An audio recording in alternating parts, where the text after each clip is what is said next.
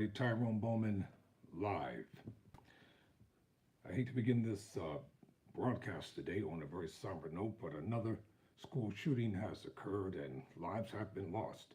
According to the Atlanta Journal-Constitution, 4 people are dead after shooting at Barrow County School. A 14-year-old is in custody. 4:37 p.m., Barrow County Sheriff Judge Smith called the shooting pure evil while addressing the media.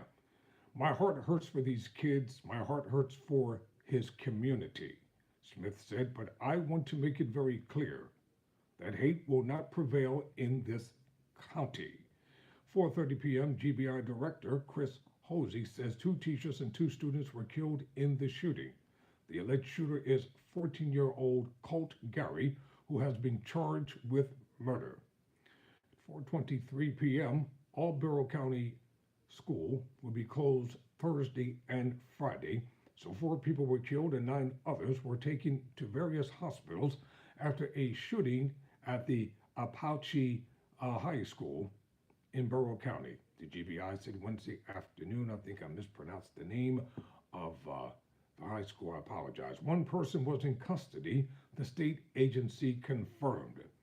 Barrow Sheriff Judge Smith said early Wednesday afternoon that every minute the investigation was updating. Federal and state agencies were assisting with the investigation. A news conference is scheduled for 4:30 p.m. First and foremost, I want to lift up our community, Smith said. I want to give our sympathies to our community, our school system, our kids, our parents that had to witness this today. All Barrow schools will be closed Thursday and Friday, the district said. Several law enforcement agencies responded around 10:20 a.m. to the school, which was placed on lockdown following reports of an active shooting, the Barrow Sheriff's Office said. At 10:23 a.m., 11th grader Henry Van Der Walt extended his text to his mother, I think there's a school shooting. Minutes later, Becky Van Der Walt got another message. I love you, Henry wrote. The text exchange was likely repeated hundreds of times during several chaotic hours for both students and parents. Students were led from the school outside, where parents rushed to find them. As the details were slowly confirmed during the day, the sheriff said he expected to have more information later Wednesday. This is going to take multiple days to get answers, he said during a news conference near the school shortly after 1 p.m. Barrow coroner Kenneth Cooper said early Wednesday afternoon he could not confirm information about those killed. 1 gunshot victim was taken to Grady Memorial Hospital. The hospital confirmed Wednesday afternoon 2 other victims were taken to regional hospitals in Barrow and Gainesville, according to the Northeast Georgia Medical System. The Barrow Hospital was also treating some who suffered anxiety or panic attacks. News Chopper 2 footage showed large crowds of students filtering into the high school stadium during the lockdown. Several ambulances were at the scene as well. By late morning, students were released to their families, and school officials said buses would be running for those needing transportation home. Frantic parents rushed to the school, with many forced to park and walk to reach the campus while searching for their children. Appalachian School sophomore Alexandra Romero said she was in her second period class when another student barged in yelling for everyone to get down. I wasn't texting my family at first because I thought it was just a drill, Romero told the Atlanta Journal-Constitution. Since the school had prepared for this scenario, Romero said she and her classmates knew what to do.